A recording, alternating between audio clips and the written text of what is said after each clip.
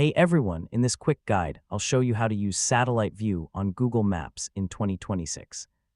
So if you want to see real buildings, roads, terrain, or even your own neighborhood from above, yeah, this is the easiest way to do it.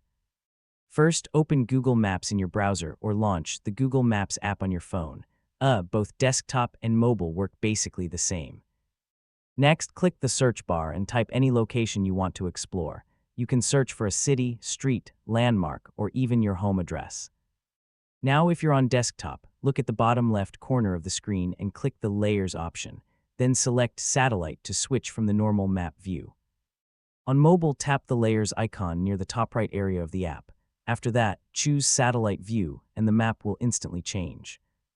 Once Satellite View is enabled, you can zoom in or out to explore different places. You'll see buildings, parks, roads, rivers, and a lot more detail compared to the regular map. You can also combine Satellite View with Street View.